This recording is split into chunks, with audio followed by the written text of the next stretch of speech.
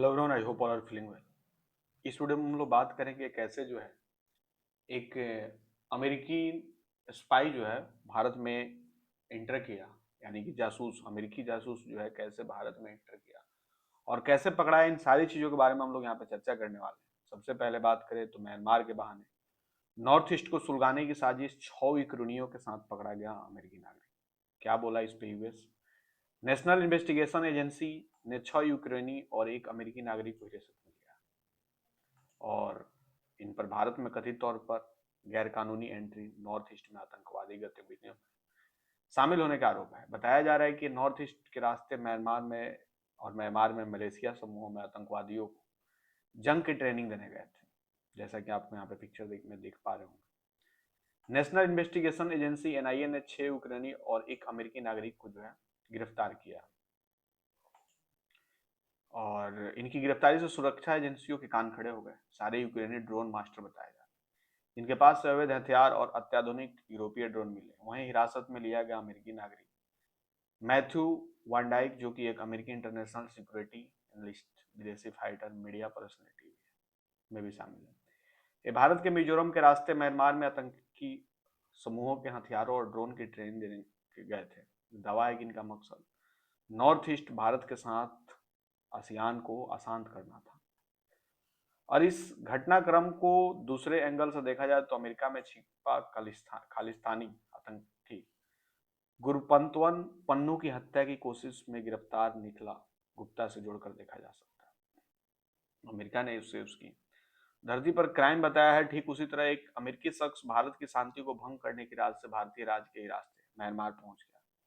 यह गिरफ्तारी अमेरिका के लिए किसी झटके से कम नहीं। भारत ने बिना शोर मचाए यह संदेश दे दिया कि अगर आप नॉर्थ ईस्ट को सुलगाने की कोशिश करेंगे तो हम किसी भी प्रकार से बख्शेंगे। इस मामले में भारत में अमेरिकी दूतावास ने किसी भी प्रकार की टिप्पणी करने से इनकार किया। म्यांमार इस समय एशिया का सबसे बड़ा जियोपॉलिटिकल बैटलफील्ड बना हुआ है। यह सिर्फ एक गृह युद्ध नहीं बल्कि बड़ी शक्तियों की जंग का खड़ा बन गया है। एक तरफ म्यांमार से आए कुकी समुदाय से लड़ाई की ट्रेनिंग देकर भारत के पूर्वोत्तर राज्यों को भड़काने की कोशिश की थी। इसके साथ ही उनके इरादों कुछ और भी थे जिनके बारे में विदेशी एक्सपर्ट्स बात करते हैं।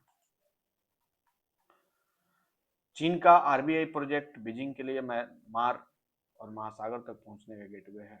Belt and road initiative BRI के जरिए चीन एक दबदबा बनाना चाहता है। यह हाईवे भारत को म्यांमार के रास्ते थाईलैंड से जोड़ता है। अगर म्यांमार स्थिर रहा तो भारत दक्षिण पूर्व एशिया से व्यापार में प्रभाव ठप हो जाएगा। भारत, चीन, बांग्लादेश और म्यांमार को जोड़ने वाला ये गलियारा गेम चेंजर हो सकता है, लेकिन अस्थिरता इसे फाइलों में कैद रखेगी। बांग्लादेश, चीन, इंडिया, म्यांमार कॉरिडोर पर रुका हुआ लेकिन गेम चेंजिंग रूट है, जो ब्रिक्स के बड़े देशों इंडिया और चीन को बांग्लादेश के म्यांमार के साथ इकोनॉमिक इंटीग्रेशन के लिए जोड़ सकता है। ये ट्रेड, एनर्जी पाइपलाइन और टेक हब के लिए रास्ते हैं। यहाँ अगर अनस्टेबिलिटी होती है तो ब्रिक्स के साथ आसियान देश भी प्रभावित होंगे। पकड़े गए 6 यूक्रेनी नागरिक ड्रोन तकनीकी में माहिर बताए जा रहे हैं। सवाल यह है कि यूक्रेन में जंग लड़ने के बजाय ये लोग मिजोरम की सीमाओं के पास क्या कर रहे थे। इनपुट बताते कि ये लोग म्यांमार के आतंकवादी ग्रुप को ड्रोन वारफेयर सिखाने आए थे। अगर म्यांमार के आतंकी समूह ड्रोन से लैस हो गए तो इसका सीधा असर भारत के मिजोरम, मणिपुर और नागालैंड की सुरक्षा पर पड़ेगा। पश्चिमी ताकत नहीं चाहती कि भारत का नॉर्थ ईस्ट शांत रहे या फिर चीन के प्रभाव को कम करने के लिए खड़ा किया गया कोई प्रॉक्सी वार हो। तो आपको समझ में आया होगा कहाँ से आए थे, इनका काम क्या था। मिलते हैं ऐसा ही कोई एक और नया वीडियो लेकर, तब तक के लिए बाय बाय।